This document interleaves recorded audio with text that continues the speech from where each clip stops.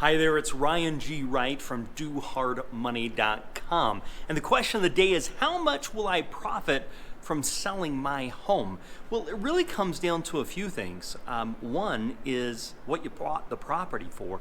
So if you bought a property, you're intending on reselling that. How long have you owned the property for? How much did you buy it for? And then what is the condition of the property? You see, you can buy properties that are in need of a lot of work and you can sell them, but you're not going to make as much money as you would if you were going to fix that property up and resell it. The process of this is called wholesaling.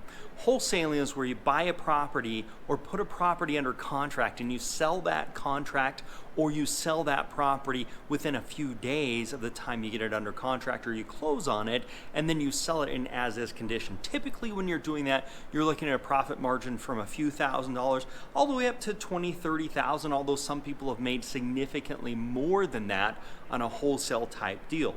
But if you want to make bigger profit margins on a per transaction, and there's pros and cons to both of this, then you're going to be doing a fix and flip. That's where you buy the property, you fix the property up, and you're reselling it for a profit. The reason why you're going to make more money, and typically our average is about $35,000 on those. Sometimes you can make 70, sometimes you only make 5 or 10, and sometimes you can lose money if you don't do what you're supposed to.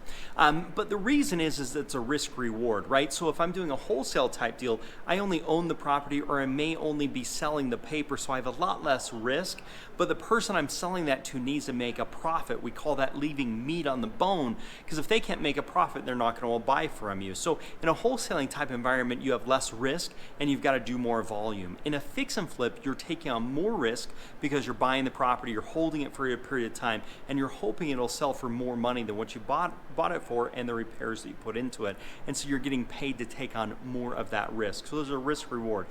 The pros on fix and flipping is it's a bigger payday. The cons are you have to take on the loan liability. You've got to take care of the contractors, make sure they get the work done. There can be cost overruns. There can be problems with the property.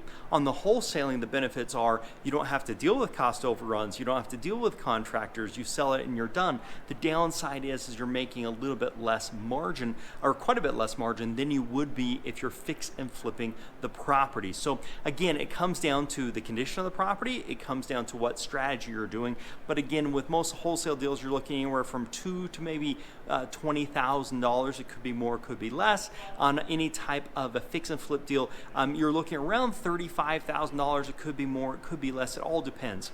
My kind of rule of thumb on a fix and flip is I like to make at least 10% when it's all said and done. After you pay the agents, the title fees, after you've paid the insurance, after you've paid for the utilities, after you pay the contractors, everything. And so lots of times you'll see funny math where it says we bought it for 100, we put 30,000 into it, we sold it for 150, so we made a $20,000 profit. Now, although that is a profit, it's a gross profit, not a net profit. You see, a net profit is after every expense and every fee is taken out, from the sewer line or the sewage to the trash being taken out to the cleaning fee to the agent to everything. Once that all said and done, I like to see at least a 10% profit margin for the time, the effort, and the risk that I'm taking on in doing that type of a project. When it comes to a wholesale, it's really just the cost of marketing. So the cost to acquire that contract, which can vary anywhere from a few $100s in some states up to like $10,000 in other states. And so you're trying to get a return on your investment of time and also of marketing capital as you're doing those. So those are a few rules of thumb. I hope they're helpful to you. Check us out at DoHardMoney.com and make it a very profitable day.